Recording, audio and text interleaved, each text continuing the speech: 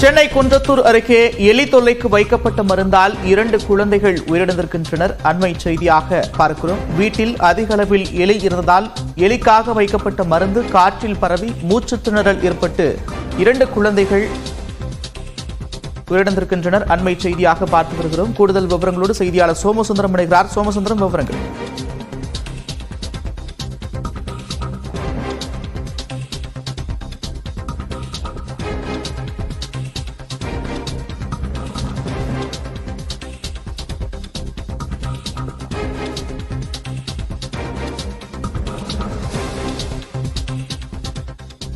சென்னை குன்றத்தூர் அருகே எலி தொல்லைக்காக வீட்டில் வைக்கப்பட்டிருந்த எலி மருந்தால் 2 குழந்தைகள் உயிரிழந்திருக்கின்றன. எலி மருந்து காற்றில் பரவியதில் மூச்சு திணறல் ஏற்பட்டு 2 குழந்தைகள் உயிரிழந்திருக்கின்றனர். அண்மை செய்தியாக பார்க்கிறோம். அதேபோல குழந்தையின் பெற்றோர் மருத்துவமனையில் அனுமதிக்கப்பட்டிருக்கின்றனர்.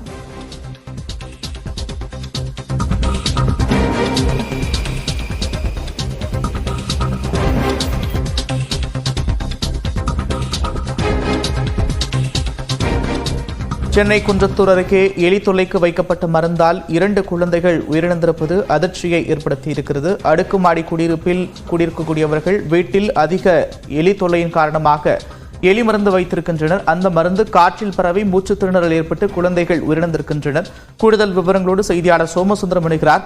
சோமசுந்தரம், விவரங்கள். வணக்கம் நந்தா. சென்னை அருகே குன்றத்தூர் அடுத்த மணஞ்சேரி பகுதியைச் சேர்ந்தவர் கிரிதரன், வயது 34. இவர் தனியார் வங்கியில் மேனேஜராக பணிபுரிந்து வருகிறார்.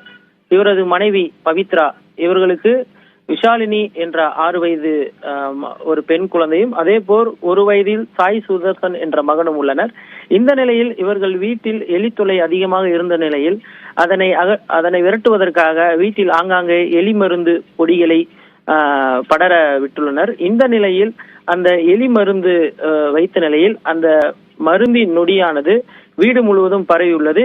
அதனை சுவாசித்த 2 தம்பதியினர் மற்றும் அந்த 2 குழந்தைகளும் தற்போது உடல்நலக் குறைவு ஏற்பட்டுள்ளது. இதனை அடுத்து 4 பேரையும் எடுத்து சென்று மருத்துவமனையில் சேர்த்த நிலையில் 2 குழந்தைகளும் தற்போது உயிரிழந்துள்ளனர். மேலும் போரூரில் தனியார் மருத்துவமனையில் பெற்றோர்களை சேர்த்து தற்பொழுது அவர்களுக்கு முதலுதவி அளிக்கப்பட்டுள்ளது. இந்த சம்பவம் குறித்து குன்றத்தூர் போலீசார் வழக்கு பதிவு செய்து விசாரணை செய்து வருகின்றனர். எலி மருந்து வைத்த நிலையில் அந்த மருந்தின் நொடி தாங்க முடியாமல் 2 குழந்தைகள் உயிரிழந்த சம்பவம் அப்பகுதியில் பெரும் பரபரப்பை ஏற்படுத்தியுள்ளது. நந்தா, நன்றி சோமசுந்தரம், விரிவான விவரங்களுக்கு.